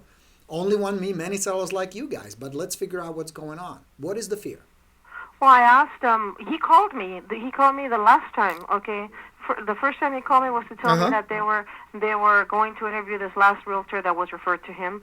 And then that was Thursday. He called me Friday night. Yeah. To let me know that they had that it was really tough deciding between that last realtor and me, but at the end they decided with the other realtor because I asked him, I go, may I ask why? Mm-hmm. And he said, because it's a Keller Williams realtor, and my wife is connected with Keller Williams. She's also a real estate agent, realtor out of state, who's selling property in California where I market myself. Mm-hmm. And he said that basically this realtor really won them over via the Keller Williams system that they have, and his wife was part of that or something. See, here's the problem with it. They're giving you a logical explanation, but it is not the reason. I didn't think it was at all either. No. It is not. It is just a logical justification of their decision. The real reason was they trusted, and respect the other agent more than you. That's the truth. I thought I put a really strong presentation. Well, I'm sure you did. But the trouble with listing presentations is it's either 1 or 0. There's no in between. There is no silver medal. There is no bronze medal. You either get it or you don't. Mm-hmm. That's it. And this one you didn't get. Now here's the cool thing. Going forward, you know what to change. I'm pointing don't again. Don't send them flowers. No, there's nothing wrong, and there's nothing wrong with being kind to. No. But what I'm saying is, somewhere during your presentation, it got derailed. It went off the track. And if you're really honest with yourself, if you dissect it play by play, you will discover, shit, here's where it happened. When I said this is how they reacted, this is where I lost it. Okay? Okay. If you analyze it, you will find that point. Now, so when I'm cold calling in the mornings, I'm usually on the phone at 8 a.m. trying to be the first one to get to them before they get all hostile and angry. And they say, well, okay, and I schedule an appointment. And I'm best to say, well, to schedule an appointment for the next 24 hours, next day? Do it as soon as possible. If they're ready to go, they're ready to go. Because here's the thing. If you really deliver a good presentation, if you are not needy, if you are cool, if you're high status, if you're passionate, and if you follow the presentation plus, at the end, it's contract time. Now, remember I said there are a couple of reasons why they don't list with you. Number one is price. They're shopping for a price. They believe that they don't trust your CMA. They believe they're going to get more. That's one. Two, they don't like you, trust you, and respect you enough. There's not enough trust. And number three is they feel obligated to other agents. They have what do I do about number three? Very easy. Here's what you do. Yvette, let me ask you a question. Do you feel like I'm 100% qualified? Do we trust each other? Do we like each other enough for us to get this property sold so you guys can be in Florida in 3 months? Yes or no? Yes. Fantastic. Now, I understand you guys feel obligated, and I very much respect the sense of obligation, and I honor it and appreciate it to the other agents you already lined up. So here's what we're going to do. I'm going to call each and every one of them personally. I will apologize in your name, and I will explain that I was the agent that you guys picked, and I'm going to be handling the property. So if they have any buyers, they can line them up. This way, you're off the hook. Nobody's feelings get hurt. Let's get going. That's it. Okay. Did you get that? That wasn't a very passionate okay. That should have been like, hell yeah, I'm going to do this. You know what I mean? If they're really just obligated, just tell them, I'll handle it for you. Don't worry about it. Call the other agents. Be respectful. Be cool. Listen, I got it. Property's listed. There's no appointment. If you have somebody for it, take a shot. Let's see if we can put it together quickly. Mm-hmm. Yeah? I got calls like that. There were times where I had an appointment lined up and somebody called me and says, hey, asshole, you're not getting that one.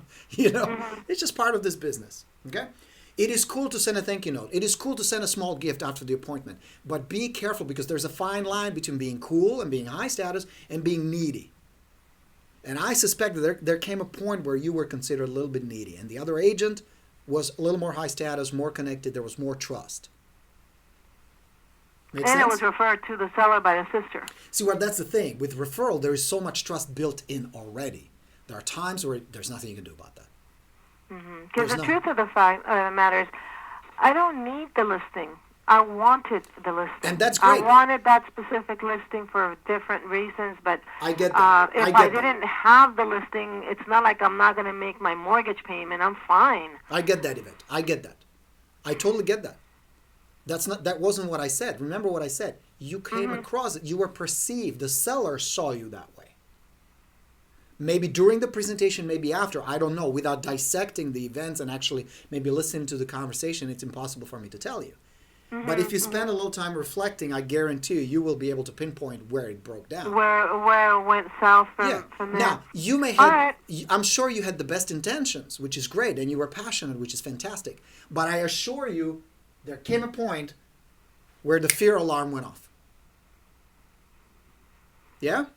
Yeah, well, yeah. I mean, I obviously they, like I said, they went with the other realtor, and he was nice enough to call me twice. The first time to let me know they didn't make a decision. Second time to let me know that they did and was with somebody else, and he told me he felt bad.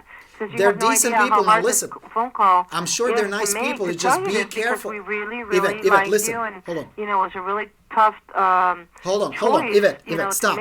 And blah blah blah. Hold on. Be careful. You're buying into your own story now.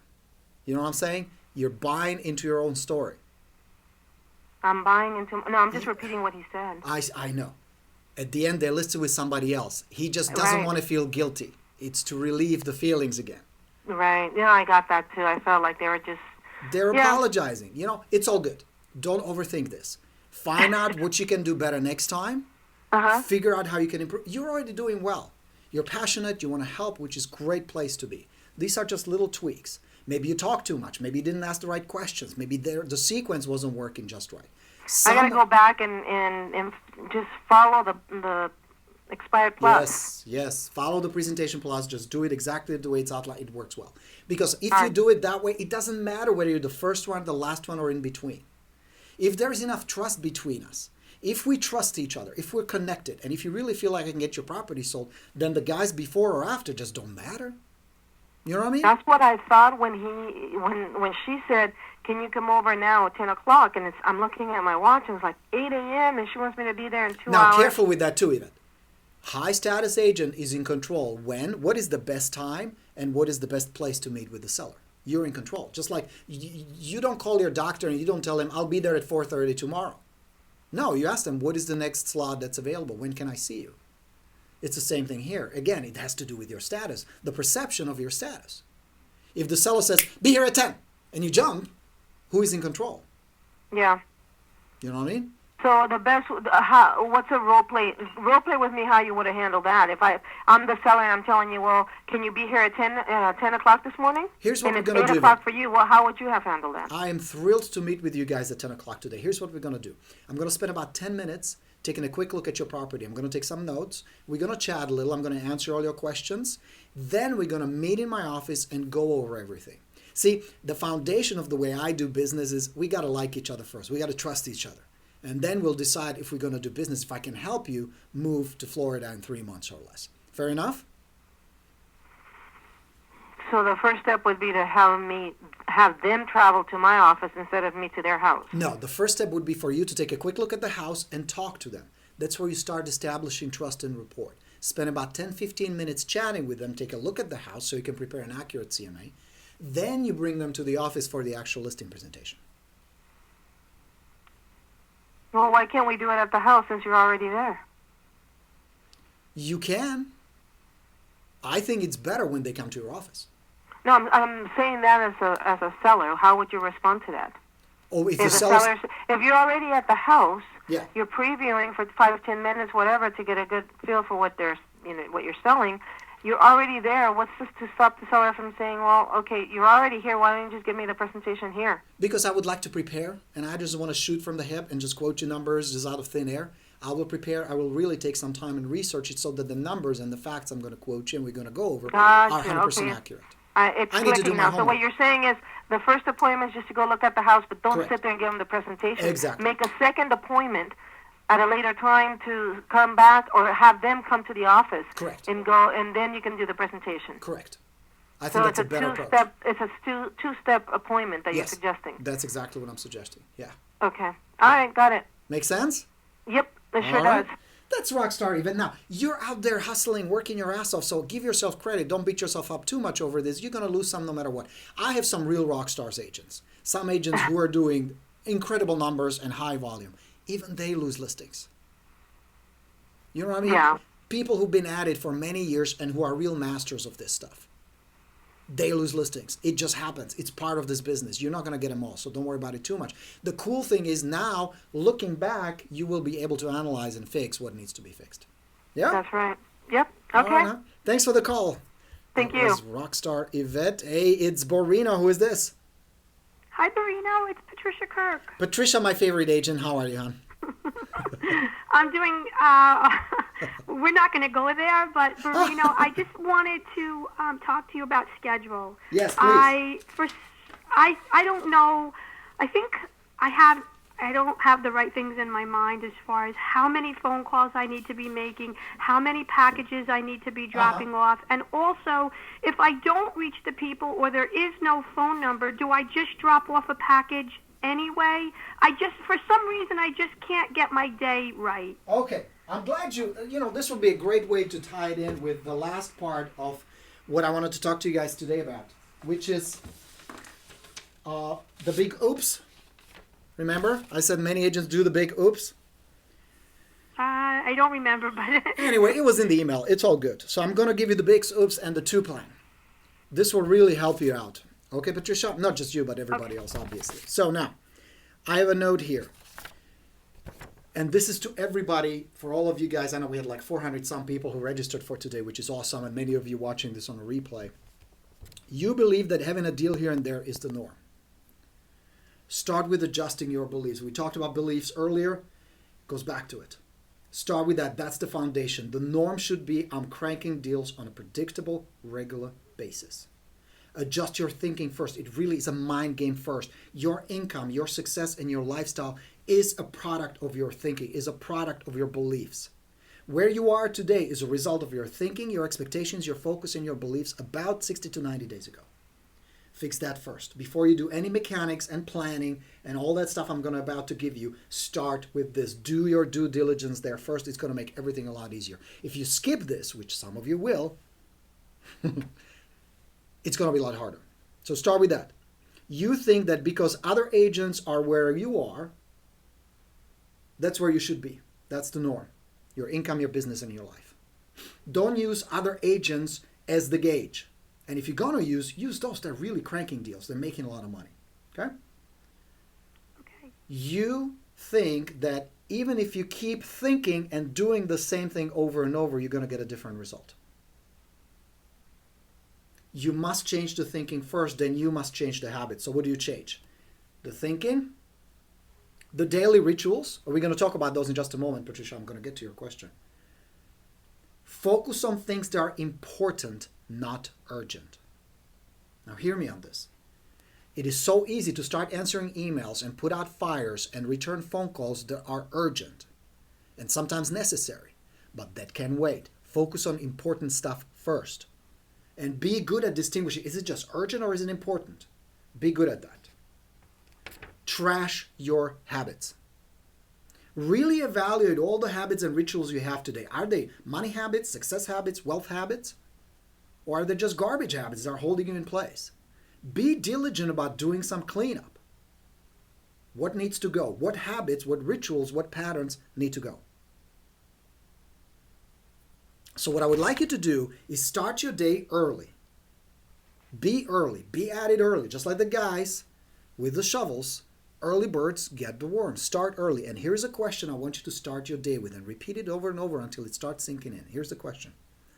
What are 3 things I will absolutely complete today that will bring me closer to my goals?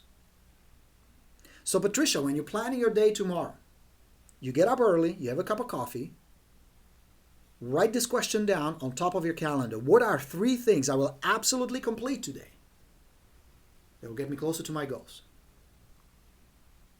Okay? So now let's talk about the actual plan. And I'm going to write it in green since we're talking money. All right? So here we go. This is called the Daily 2 Plan. So Patricia, tomorrow morning you're going to ask me, what are the 3 things I must complete that will get me closer to my goals, and start implementing the Daily 2 Plan. Here we go. Every day, this is daily. Daily stuff. Okay? Number 1, get 2 new leads every single day you work. Because 2 new leads every day will get you closer to your goals, no question about it. 2 new leads a day. Either use existing systems you already have that generate these leads, and if you don't have them, start building those systems immediately. That's the foundation of your business. Without leads, you don't have a business, you have a hobby. 2 new leads every day. Actual leads. Actual. Okay, actual leads. That means people you connect with somehow. These are not just some lists of old expireds that you mail once or dial the number once. That's not a lead. Okay, 2 new leads a day. This is, when I say lead, it is a buyer or a seller who will most likely move within the next 180 days or sooner. That's your focus. Daily find 2 new either buyers or preferably sellers. That should be your number 1 focus. Point some arrows at it. Is that good enough focus? Who will do something within the next 180 days or sooner. Some preferably right now. That's why it's so cool to work with FISBOs and expireds, because they're doing it right now. Okay? A buyer or seller who will move in 180 days. Actual leads, where you can have a conversation with them. Once you generate them, one of 2 things will make it an actual lead. What will turn into an actual lead is a person I will set up an appointment with, or I will set up a follow-up with. That's an actual lead. Everybody else is just a suspect. Don't worry about those. You want to end up at the end of the day with 2 of these. Either get appointments with them or follow up with them. That's your plan. Call daily, have 2 conversations with the 2 seller leads as a follow-up. These are existing leads in your database. So Patricia, when you plan your day, there'll be some time blocked out to generate new leads, talking to FISBOs, talking to expireds, setting up your open house, whatever else you do to generate leads. Then there'll be some time set up for your follow-up. You want to have 2 follow-up conversations every day. And it could be as simple as we just role-played. Give a quick market update. Tell people what's going on. New listing, new sale. I'm going to do an open house. Interest rates up. Here's a cool tip. I found this video. I want to email it to you. Whatever it is. Just cool, helpful, interesting, short. Doesn't need to be elaborate, complex, or long. Okay? 2 seller leads. Follow-up conversations. Must have a conversation. Not just I dialed, not I left a message. You actually have to talk to somebody. And if they're not ready yet, it's all good. Number 3. 2 sphere of influence conversations. 2 conversations with somebody in your sphere of influence. Past client, your neighbor, PTA, your good friend, your college buddy, whoever. Simple. And you can ask just one simple question. Simple question. Anything I can do to help?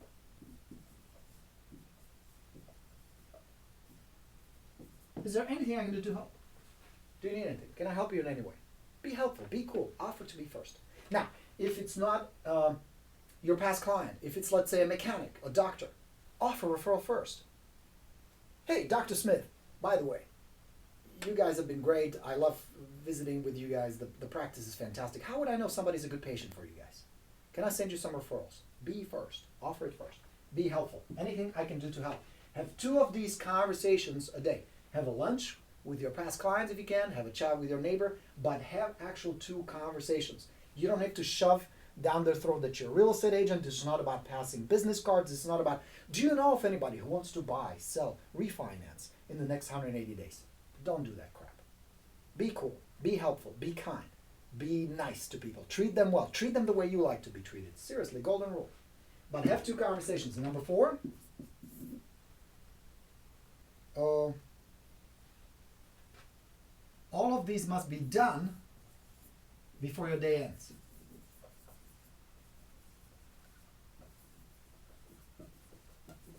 That means you don't go home. You don't finish your day until 1, 2, and 3 is done. That's your priority. That's your schedule. That goes on your calendar. Right there. 2 new leads a day, buyer or seller who's going to do something in 180 days. Actually, that means I either going to set up an appointment with them or follow up with them. Follow up with minimum 2 seller. Now, this is minimum, obviously. If you want to do more, you want to double it, triple it, guess what? Your results will double or triple. 2 seller leads that you will follow up with, have an actual conversation with them, set up an appointment if possible. 2 sphere of influence, simple conversations. Anything I can do to help? Can I be helpful? Is there any information I can provide? Whatever you need.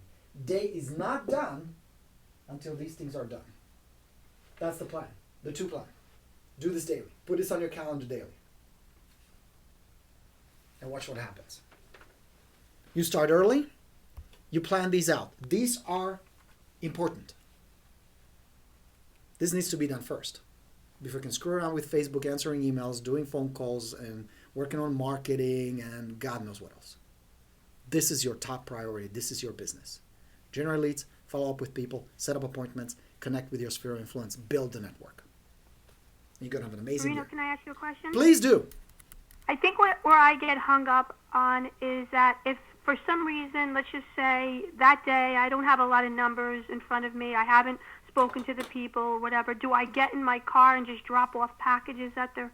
I just can't seem... I don't know how to explain why this is just kind of crazy for me, but I mean, I know that I'm supposed to talk to people first, but sometimes there's, you know, when I print out the listing or whatever, I cannot find a number anywhere. So do I put that to the side and say to, and get a package ready and say after I finish my phone calls, I'm going to drop off this package, but I don't know what the story is with them, but just drop it off anyway? Absolutely. Keep it real simple, Okay. Patricia. Here's the process.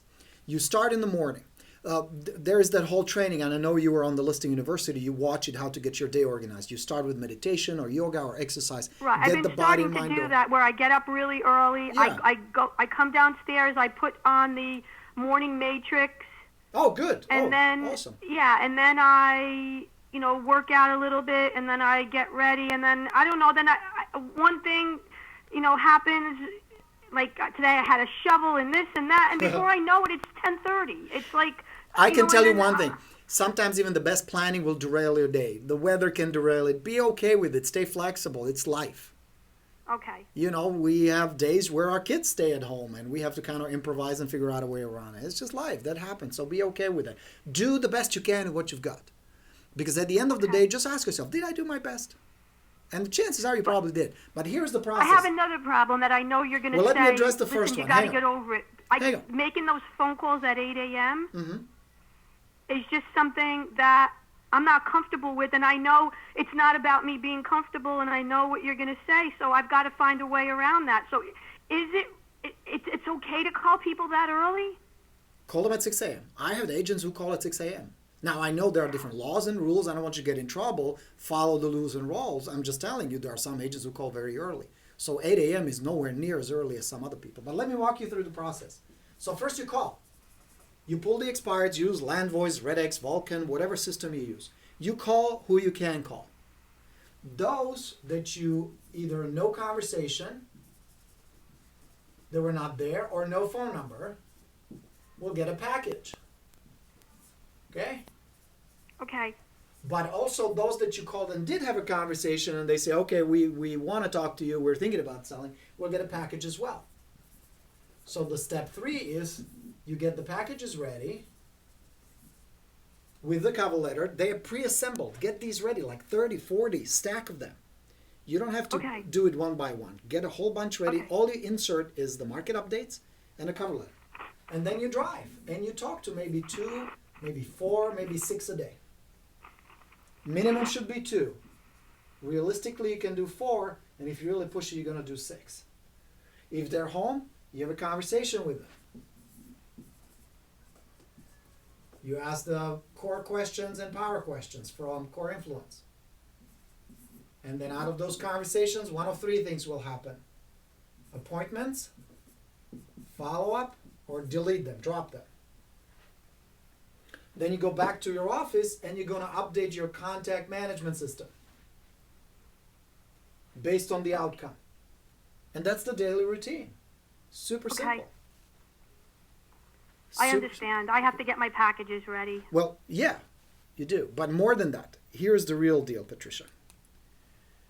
Underneath not having packages, yeah, that's mechanics and it needs to be done. Underneath, I don't feel comfortable. Yeah, that's a mind thing and it needs to be addressed. Here is what's all the way below that. Your goals don't matter a whole lot. Mm-hmm. They just don't pull you enough. Paying off bills, making a little on the side so I can remodel my kitchen, going on a little vacation, it's just not enough. See, there are only 2 ways where you can really get going. You can take the hard way, which is what I did, which I hit the ground so hard. I mean, think about it. Homeless in a car, that's pretty low. Mm-hmm. That the pain was so unbearable, it was so embarrassing, and I was scared. I mean, you're scared sleeping in a car, all these noises and all that shit. It's crazy. Sure. So I suffered so much. I say, enough. I gotta get out of this. I have enough. This can't go on anymore. That's one way to do it. It's a hard way to do it, but it works because you bounce back. And you look back and you go, never again. And I made that promise to myself. I will never again struggle with money. And I figured out a way, because then it just became of how? What do I have to do? That's one way to do it. Easier way is to just get inspired. Pick a goal that is so inspirational, it so excites you. You can't wait to get going. And I guarantee you, Patricia, we met in person. I mean, you're a sweet lady and a great agent and a lovely person. Thank you. There is plenty that juices you up. You just need to figure out what it is. And you need to make it so important. Then call in expireds, no big deal, just a step closer to my goal. Visiting? Sure, I can do this. It's closer. All of this means I'm getting closer and closer and closer and closer. Until one day, boom, there it is. Next, what else can I do? What else can I have? Who else can I be? Who else can I help? This doesn't need to be just about you and wearing a Rolex and driving a Mercedes. If that's your thing, great, fantastic. I love Mercedes. It's a great car. But it's not the only answer. For some of you, it may be something very different. But it's got to be something. Otherwise, you'll be just sitting on your ass and you'll be like, I don't feel like calling and I don't know exactly what to do. And then the people, and then where you just kind of wake up and you go, shit, I got to get this done. This matters to me. And not getting this simply is not an option. You have to figure out what it is. And that takes some soul searching. That takes some digging around. Because I assure you of two things. It's there. Every single one of us has it. It is there. And I thought I set a good goal, and I just having difficulty lining up the timing. I have a bunch of leads that are definitely going to turn over, but it just seems that the timing is just off for me, and I don't know. Rewatch that exercise we did during the Core Influence Live. And for those of you guys who get the Core Influence, you will be able to watch. I did a private workshop for Patricia and 30 other agents where we did an exercise. Remember the child on the floor?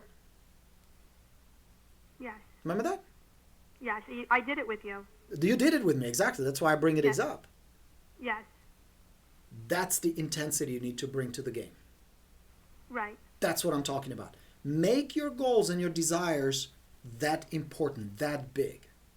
Otherwise, why bother? And what's the point? I realized that today. I realized that I have to take every single minute and put it to good use. And hustle. I don't know when in my life I'm gonna, this is just the way it has to be now. It has to be this. It's this serious. Yeah, it is serious. I mean, it's dead serious. This is a serious business. Even though I'm not in a car.